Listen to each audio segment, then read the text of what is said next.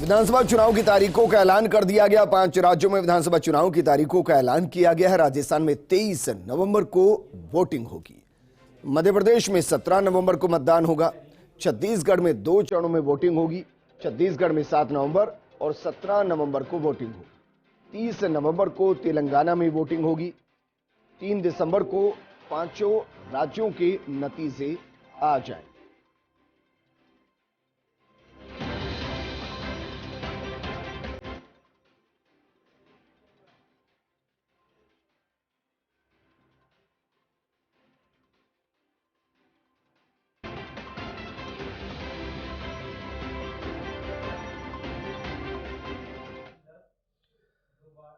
वहीं बीजेपी ने अपने उम्मीदवारों की पहली लिस्ट सूची जारी कर दी है। राजस्थान बीजेपी ने जारी की 41 प्रत्याशियों की सूची। इसमें प्रदेश के 7 सांसदों को विधानसभा चुनाव में टिकट दिया गया है। सूची में बीजेपी ने 4 महिला प्रत्याशियों को मैदान में उतारा है। और राजस्थान में अगर बीजेपी की पहली सूची की बात की जाए, जिसमें 41 उम्मीदवारों को मैदान में उतारा गया और उनमें से 7 सांसद हैं, तो ये सांसद है डॉक्टर किरोड़ी लाल मीणा, दिया कुमारी, राज्यवर्धन राठौड़, बाबा बालकनाथ, नरेंद्र खींचड़, भागीरथ चौधरी और देवजी पटेल। अब गजेंद्र सिंह शेखावत के नाम को लेकर चर्चा है। सूत्रों के मुताबिक गजेंद्र सिंह को भी टिकट मिलना सुनिश्चित है। लेकिन आखिर कहां से चुनाव लड़ेंगे गजेंद्र सिंह शेखावत, ये सवाल है। क्या सरदारपुरा में गहलोत के सामने मिलेगा शेखावत को टिकट, ये सवाल है। क्योंकि अगर ऐसा होता है तो वो अपनी सीट पर ही प्रचार करने में मशगूल रहेंगे। बीजेपी पूरे राजस्थान में शेखावत का उपयोग अच्छे से नहीं कर पाएंगी। ऐसे में अब इस मुद्दे पर बीजेपी शीर्ष नेतृत्व कर रहा गंभीरता से विचार। संभवतः 1-2 दिन में हो जाएगा इस पर अंतिम फैसला। वहीं अगर बाकियों की बात की जाए तो झुंझुनू से सांसद नरेंद्र कुमार को मंडावा से टिकट दिया गया है। जयपुर ग्रामीण सांसद राज्यवर्धन राठौड़ को झोटवाड़ा से चुनाव लड़वाया जाएगा। राजसमंद सांसद दिया कुमारी विद्याधर नगर से मैदान में है, जबकि अलवर से सांसद बाबा बालकनाथ को तिजारा से टिकट दिया गया। राज्यसभा सांसद किरोड़ी लाल मीणा सवाई माधोपुर से ताल ठोकेंगे। अजमेर सांसद भागीरथ चौधरी किशनगढ़ से मैदान में उतरेंगे। जालोर सांसद देवजी पटेल को सांचौर से प्रत्याशी बनाया गया है।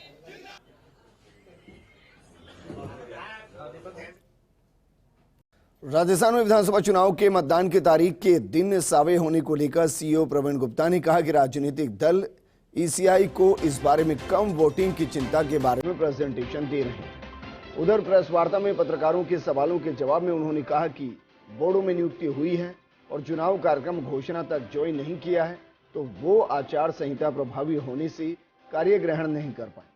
विधानसभा चुनाव की घोषणा के साथ ही ईसीआई की तमाम टीमें एक्टिव हो गई हैं और प्रवेशक अन्य प्रवेशकों के दौरे भी जल्द प्रदेश में शुरू हो जाएंगे।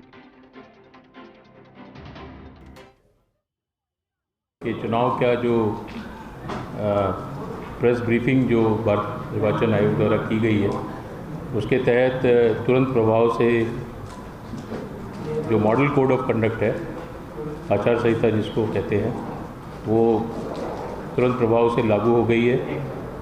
मैं पिछली ब्रीफिंग में भी मैंने बताया था 4 तारीख की, जब वोटर लिस्ट फाइनल हुई थी, कि हमारे 3 प्रोटोकॉल हैं आचार संहिता के। अगले 24 घंटे में जो भी जो सरकारी विभाग हैं, वेबसाइट्स हैं, जो जिला निर्वाचन अधिकारियों की भी अभी 4 बजे मीटिंग है, उसमें भी हमने उनको निर्देश पहले भी दिए थे और निर्देश दिए जाएंगे कि उसकी अनुपालना करनी है। तो पहले 24 घंटे में सरकारी वेबसाइट, सरकारी जो भवन है या सरकारी जो उसमें से जो एडवर्टाइजमेंट्स हैं या फ़ोटोज़ हैं, वो उनको हटानी है अपने अपने ऑफिसेस से और वेबसाइट से। दूसरा इम्पॉर्टेंट काम होगा कि पब्लिक प्लेस जो होर्डिंग्स हैं, बिलबोर्ड्स हैं, पब्लिक प्लेसेस पे जो इस तरह के जो मॉडल कोड ऑफ कंडक्ट में डोंट्स हैं, वो अनुपालना करनी है। तीसरा ये होगा कि अगर कोई प्राइवेट स्पेस पे भी किसी ने कर रखा है या किसी विभाग का लगा हुआ है, बिना अनुमति के लगा हुआ है, वो इम्पॉर्टेंट होगा। तो 3 मुख्य जो हमारा मेन काम होगा अगले 72 घंटे, वो आचार संहिता की अनुपालना होगी। आगे बढ़ते हैं और अब बात करते हैं कांग्रेस के दिल्ली स्थित एआईसीसी मुख्यालय में ही सीडब्ल्यूसी की बैठक हुई। कांग्रेस अध्यक्ष मल्लिकार्जुन खड़गे की अध्यक्षता में बैठक हुई। सोनिया गांधी, राहुल गांधी, प्रियंका गांधी, मुख्यमंत्री अशोक गहलोत, सिद्धार्थ मैया, केसी वेणुगोपाल, अजय माकन, सुखजिंदर सिंह रंधावा, सचिन पायलट, गौरव गोगोई, भंवर जितेंद्र सिंह समेत कई नेता मौजूद हैं। 5 राज्यों के विधानसभा चुनाव को लेकर बैठक में चर्चा हुई। बैठक के बाद मीडिया से रूबरू हुए कांग्रेस नेता राहुल गांधी और कहा कि 4 घंटे जातीय जनगणना पर चर्चा हुई। सीडब्ल्यूसी में ऐतिहासिक फैसले हुए हैं। सीडब्ल्यूसी में सर्वसम्मति से जातीय जनगणना पर फैसला हुआ है। कांग्रेस शासित राज्यों में जातीय जनगणना होगी। कर्नाटक, हिमाचल में जातीय जनगणना कराएंगे। राजस्थान, छत्तीसगढ़ में भी जातीय जनगणना कराएंगे। INDIA गठबंधन के ज्यादातर पार्टियां फैसले से सहमत होंगी। हिंदुस्तान के भविष्य के लिए जातीय जनगणना जरूरी है। हम जो वादा करते हैं उसे पूरा करते हैं। हम सब ने निर्णय ले लिया है कि हिंदुस्तान के भविष्य के लिए कास्ट सेंसस जरूरी है। एक कास्ट सेंसस के बाद एक नया डेवलपमेंट का पैराडाइम खुलेगा और हमने निर्णय ले लिया कि हम ये काम करेंगे। तो ये मैं आपको आज बता रहा हूं कि कांग्रेस पार्टी इस काम को पूरा करके ही छोड़ेगी। और याद रखिए, जब हम वायदा करते हैं हम उस वायदे को तोड़ते नहीं हैं। कास्ट और धर्म की बात नहीं है, ये गरीबी की बात है। हिंदुस्तान के ओबीसी, हिंदुस्तान के दलित, हिंदुस्तान के आदिवासी और हिंदुस्तान के गरीब लोग, इनके लिए यह काम किया जा रहा है। आज क्या हो रहा है, 2 हिंदुस्तान बन रहे हैं, एक अदानी जी वाला और दूसरा सबका। कास्ट सेंसस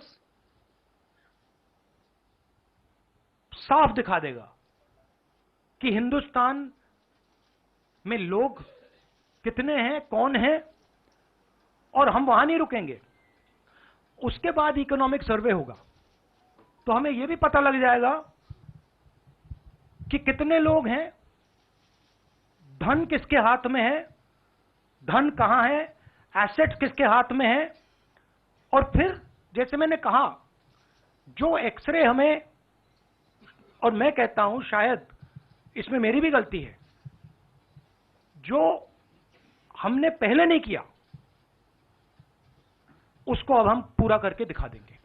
देखिए, वो तो एक्सपेक्टेड था कि अनाउंस होगा, तो उसका हमने पूरी पहले ही तैयारी हमारी हुई थी और हम इलेक्शन पूरे जोशो खरोश से फील्ड में जाएंगे और जो हमने काम किए हैं उनके बारे में बात करेंगे। जैसे आज ही हमारी मीटिंग जो हुई है कास्ट बेस्ड सेंसस पर, उस पर भी जाएंगे कि क्या है, कितने, जिसका जो हक है उसको मिलना चाहिए। साथ जो हिंदुस्तान में जो बीजेपी की योजनाएं हैं उनका भी जरूर पर्दाफाश करेंगे कि बात कुछ और करते हैं, जहां इलेक्शन है वहां कुछ और बोलते हैं।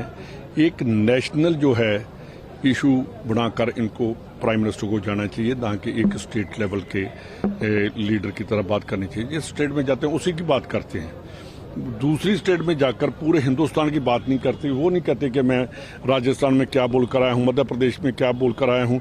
वो कहते हैं नहीं, मैं तो यहाँ का रहने वाला हूँ, मेरे को ऐसे लगता है मैं यहीं पैदा हुआ था, ऐसे ही करेंगे। वो बातें जो हैं वो लोग अब नहीं सुनना चाहते। लोग चाहते हैं कि हिंदुस्तान के बारे में आपके क्या व्यूज़ हैं। हमारी पार्टी का जो स्टैंड है हम उसी पर खड़े हैं और अपने जो ये प्रोग्राम है उनको लेकर जाएंगे। सर, जैसे बीजेपी में अभी तक सीएम चेहरा नहीं बन पाया, ऐसी आपकी तरफ से भी अभी तक कोई? देखिए, हमारी पार्टी में कभी भी ऐसा नहीं हुआ। हमारी पार्टी हमेशा पंजे के चोर निशान पर ही इलेक्शन लड़ती है। सर, बीजेपी के लोग कह रहे हैं कि कांग्रेस अपनी इनफाइटिंग की वजह से हार जाएगी। बीजेपी ज्यादा मेहनत मेरी बात सुनिए।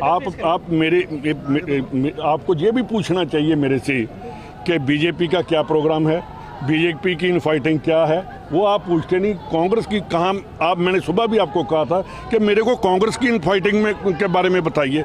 वो फिर मैं आपको जवाब दूंगा। जो हमारी इन फाइटिंग है वो पूछिए कि कौन लीडर है जो फाइट में लगा है। हमारी तो कोई इन फाइटिंग है ही नहीं, हम तो एक आवाज़ में बोल रहे हैं। उनकी इन फाइटिंग जरूर है। कहाँ है वसुंधरा जी, कितने लीडर हैं, कितने चीफ मिनिस्टर के चेहरे हैं, किस चेहरे के ऊपर इलेक्शन लड़ेंगे। प्राइम मिनिस्टर कह रहे हैं नहीं हम तो कमल पर इलेक्शन लड़ेंगे, तो वो तो पहले अपने आप को क्लियर कर लें। 6 नवंबर लास्ट देते हैं नामांकन की, ऐसे में 25 दिन रह जाएंगे। बस उनसे पहले हमारी लिस्ट आएगी।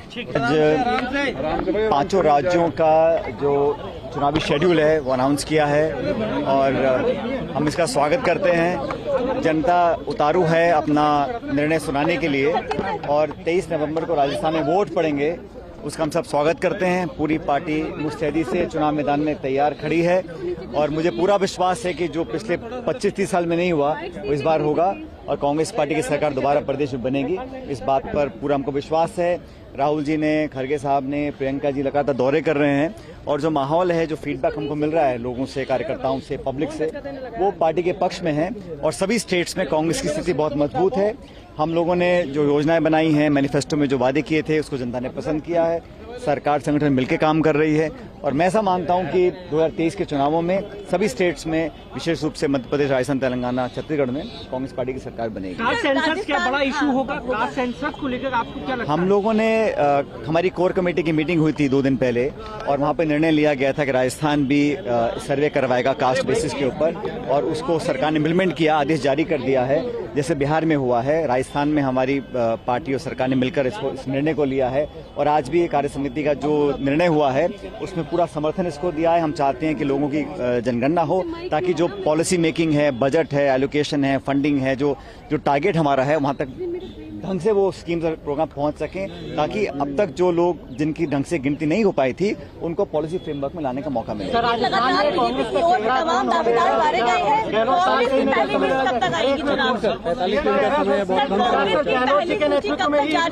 चर्चा हो रही है, सब डिस्कशंस हो रहे हैं। हमारे ऑब्जर्वर्स, हमारी स्क्रीनिंग कमेटी सब आज दिल्ली में है। बहुत जल्द मीटिंग्स होंगी और मुझे लगता है कि क्रमवार तरीके से सब लिस्टों को हम लोग लॉन्च करेंगे।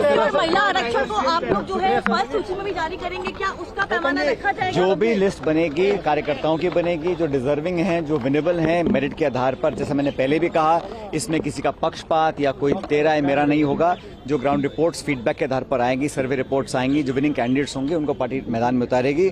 और मैं हमेशा से कहता आया हूं कि नौजवानों को और मौका मिलना चाहिए। जो लोग जो वंचित हैं, जो गरीब हैं, जो पिछड़े हैं, महिलाएं हैं, उन सब लोगों को और मौका मिले और अच्छे पढ़े लिखे नौजवान लोगों को मौका मिलेगा तो देश की राजनीति के लिए अच्छा संकेत है।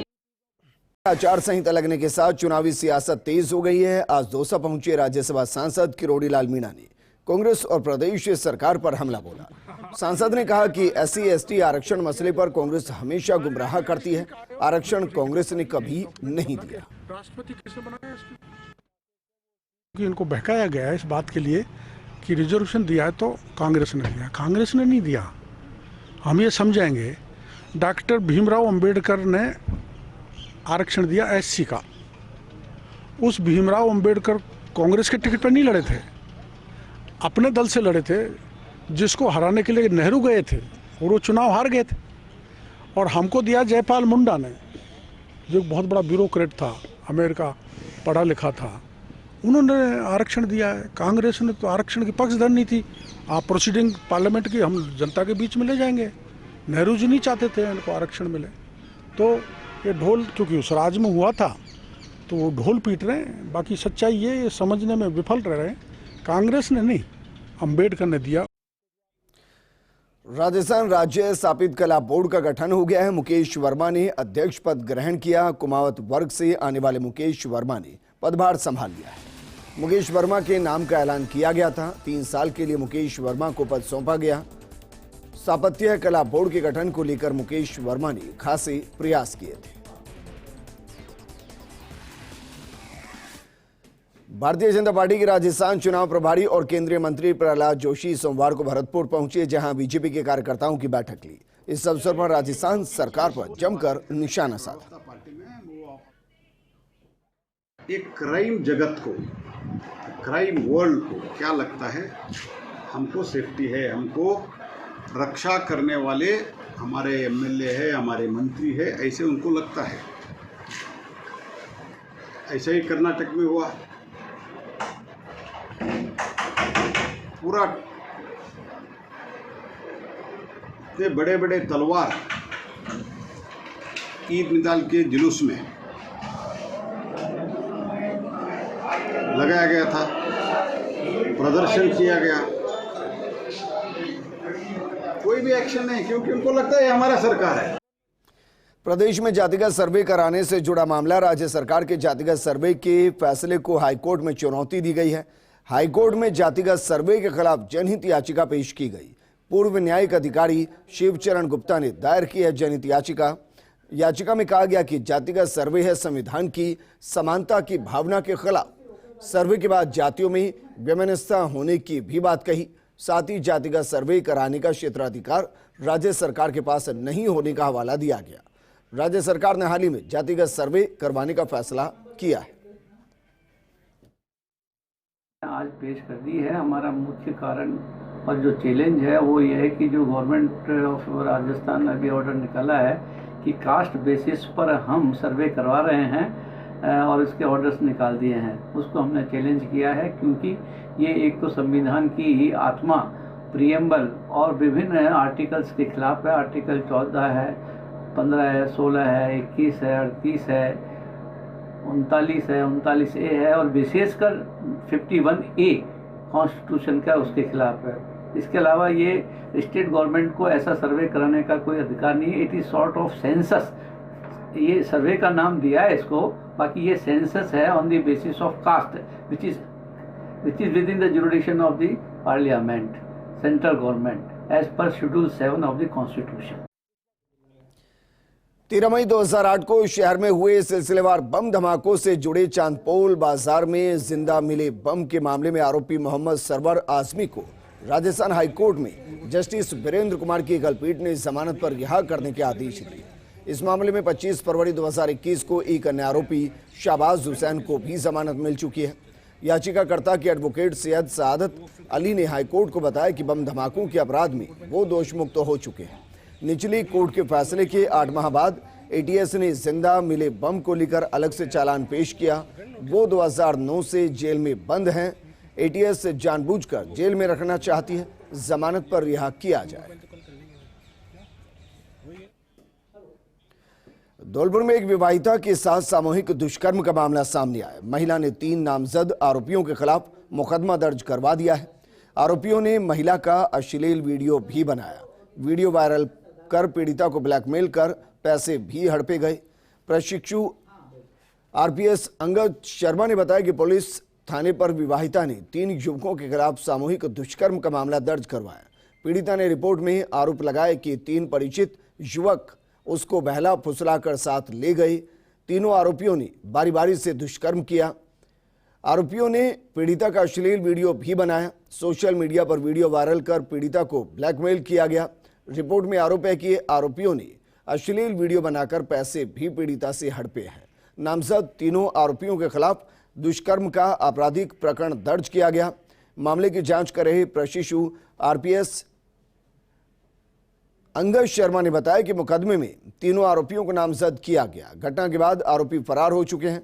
पुलिस द्वारा पीड़िता का मेडिकल करवाया गया। आरोपियों को गिरफ्तार करने के लिए पुलिस टीम लगातार उनके ठिकानों पर दबिश दे रही है। उन्होंने बताया कि आरोपियों को शीघ्र गिरफ्तार कर मामले में कानूनी कार्रवाई की जाएगी। महिला के साथ दुष्कर्म की तहरीर दी गई। तहरीर के आधार पर मुकदमा दर्ज किया गया। मुकदमे में 3 आरोपी नामजद हैं, जिनके खिलाफ 376D, 384 IPC एवं IT एक्ट के अंतर्गत मुकदमा दर्ज किया गया है। महिला का आरोप है कि इन 3 लोगों ने उसका दुष्कर्म किया, उसका वीडियो बनाया, वीडियो वायरल किया एवं उससे ब्लैकमेल करके पैसे ऐंठे गए।